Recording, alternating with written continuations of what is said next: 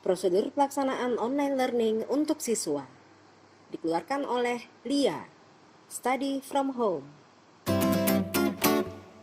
Dalam e-book ini akan diurai apa itu LIA online learning, bagaimana sesi online learningnya, apa gadgets yang dibutuhkan, apa saja aplikasi yang dibutuhkan, bagaimana cara menggunakan aplikasi Zoom, bagaimana cara menggunakan aplikasi Google Classroom, apa peraturan di dalam kelas online, dan tips sukses belajar online.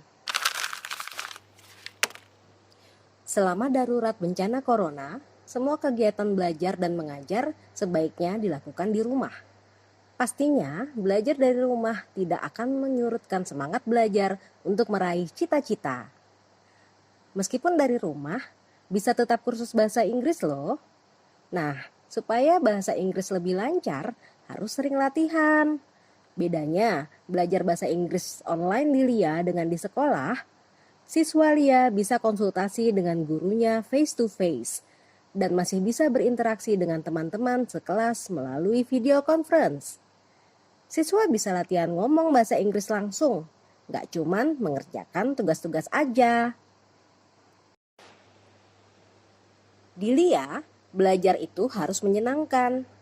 Siswa juga belajar untuk belajar secara efektif atau learning how to learn. Dan tentunya belajar lebih dari sekedar belajar bahasa Inggris atau learning more than just English. Untuk itu, LIA Online Learning menerapkan Flip Learning. Mulai tahun 2019, LIA sudah menerapkan sistem belajar Flip Learning. Dalam sistem belajar Flip Learning, siswa mengakses materi belajar terlebih dahulu secara online sebelum kelas dimulai. Flip Materials digunakan untuk self-study, bahan diskusi, latihan, dan mendapatkan feedback sebelum sesi face-to-face. Tujuannya agar nanti sesi face-to-face bisa menjadi lebih efektif digunakan untuk latihan dan diskusi. Online face-to-face session. Siswa bisa berinteraksi langsung dengan guru untuk berdiskusi. Siswa juga dapat berlatih dengan teman sekelas. Online materials. Materi belajar dapat diakses secara online berupa e-textbooks, online quizzes, dan video untuk self-study. Nah, begini nih sesi online learning di LIA. Di setiap sesi akan ada alokasi waktu. Alokasi waktu pertama, 30 menit untuk LIA mengerjakan flip materials yang sudah dipost di Google Classroom. Jadi, cari ya flip materialsnya di Google Classroom. Setelah siswa mengerjakan, akan ada sesi pembahasan dan sesi feedback dari guru melalui WhatsApp. Ini persiapan sebelum masuk ke sesi face-to-face di aplikasi Zoom. Alokasi waktu kedua adalah 40 menit untuk face-to-face di aplikasi Zoom. Dalam alokasi waktu ini, siswa bertatap muka langsung dengan guru dan berinteraksi dengan teman-teman sekelas untuk berlatih dan berdiskusi. Guru dapat memantau langsung perkembangan siswa. Lalu, alokasi waktu ketiga, 40 menit untuk siswa mengerjakan tugas-tugas online yang sifatnya praktis dan otentik untuk menunjukkan bahwa terminal objektif dari pembelajaran telah tercapai. Siswa dan guru tetap berinteraksi untuk mendapatkan feedback. Tugas-tugas online tidak akan menjadi beban, tapi jadi pendalaman materi bagi siswa. Gadgets untuk online learning. Kamu bisa pakai laptop, HP Android, atau tablet Android, atau Apple, dan pastikan kamu punya koneksi internet yang memadai. Kamu bisa cek loh di YouTube bagaimana caranya supaya koneksi internet kamu, baik WiFi maupun paket data, itu bisa lebih stabil. Ini supaya online meeting kita di Zoom itu bisa lebih lancar dan tidak ada gangguan koneksi internet. Oh iya, penting banget pas pendaftaran Cantumkan nomor HP yang bisa WA dan alamat email yang pakai Gmail. Oke? Aplikasi Zoom. Aplikasi ini akan kita gunakan untuk sesi tatap muka atau face to face. Ketika kelas kamu mau mengadakan face to face session di Zoom, maka guru kamu akan mengirimkan undangannya melalui WhatsApp group. Di undangan tersebut, ada link yang harus kamu klik dan ada meeting ID plus password yang harus kamu masukkan. Untuk masuk ke aplikasi Zoom memang butuh waktu agak lama. Jadi sabar ya sampai kamu benar-benar masuk ke aplikasi Zoom. Nah, setelah kamu masuk ke aplikasi Zoom, kamu akan melihat ada icon mic, video recorder, share screen, participants, dan more yang 3 titik itu. Icon mic, kalau kamu klik, jika dia tandanya disilang, artinya suara kamu tidak bisa didengarkan oleh peserta Zoom meeting lainnya.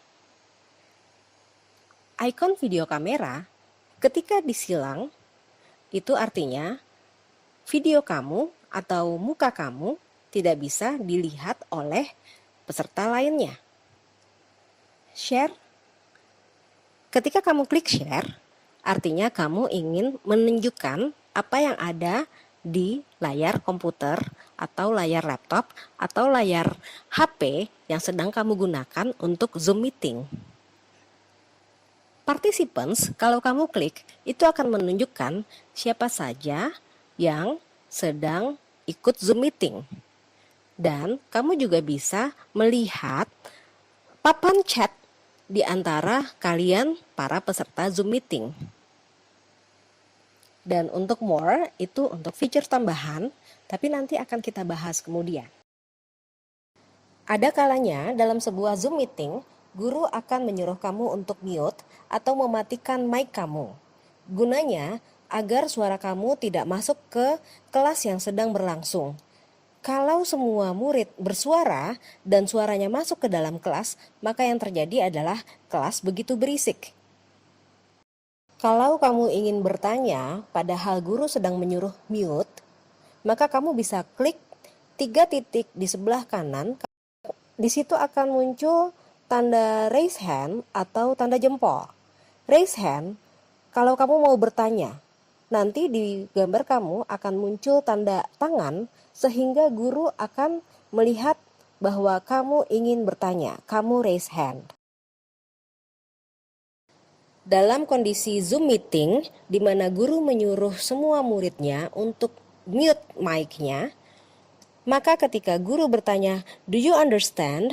dan kamu merasa kamu sudah mengerti penjelasan guru, kamu harus memberi reaksi dengan tanda jempol. Ingat, kamu harus memberikan reaksi pada pertanyaan guru. Sebab ketika kamu tidak memberikan reaksi, meskipun itu hanya tanda jempol, maka guru akan bertanya-tanya apakah penjelasannya kamu mengerti atau tidak.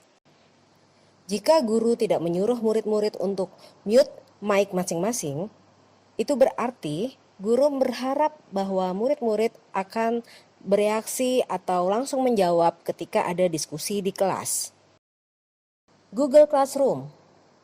Google Classroom digunakan untuk memposting materi pelajaran berupa video, gambar, PowerPoint files, dan materi latihan untuk siswa di rumah.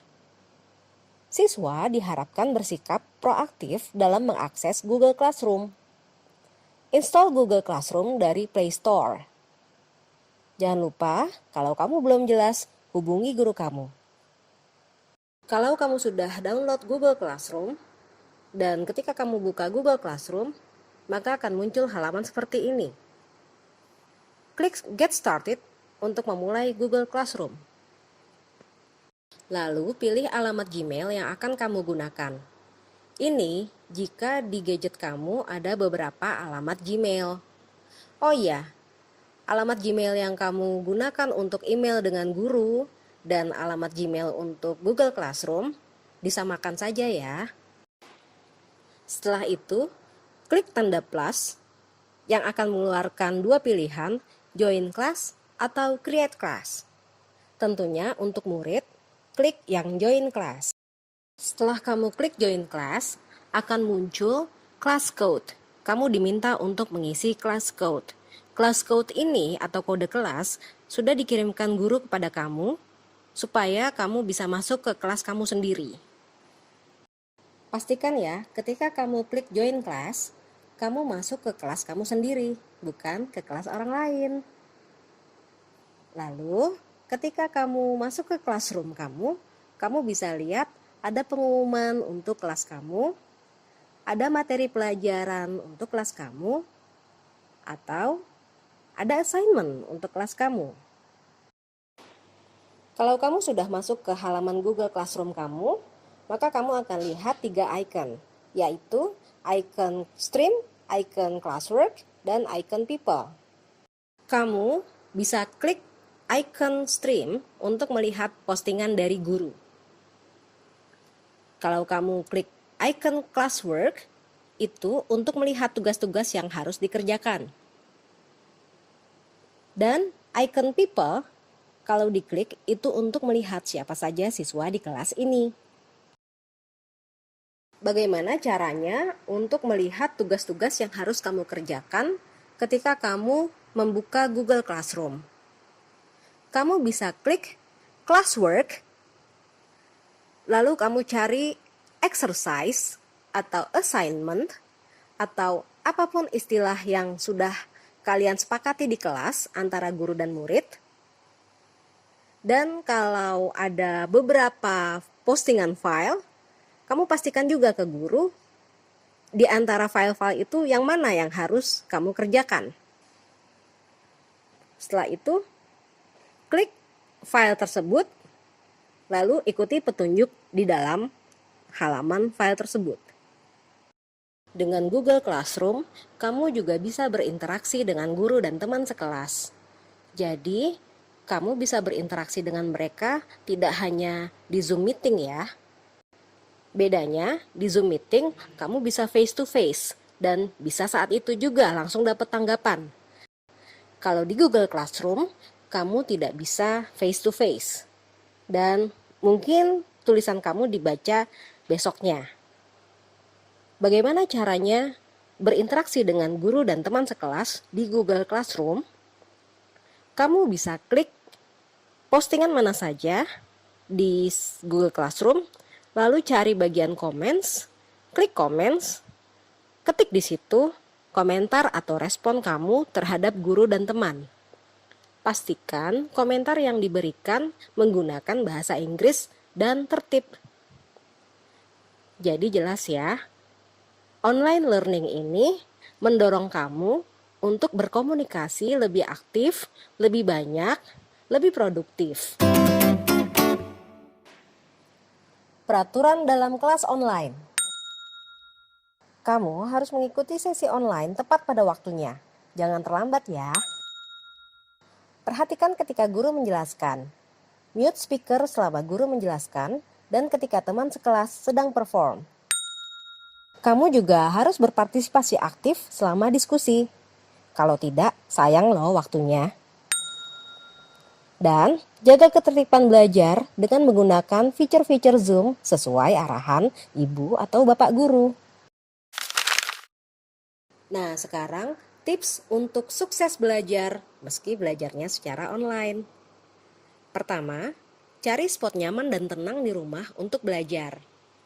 Ini supaya kamu belajarnya fokus ya. Lalu, rajin-rajinlah cek Google Classroom. Selalu mengerjakan flip materials sebelum sesi online face-to-face. Ini supaya sesi online face-to-face di Zoom Meeting lebih efektif untuk kamu. Jangan lupa ya, selalu aktif dan komunikatif di setiap sesi online. Manfaatkan sesi online kamu untuk speaking, listening, dan apapun production bahasa Inggris kamu.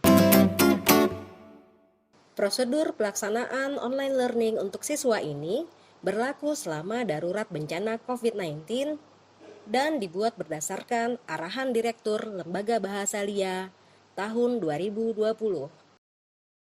Selamat belajar!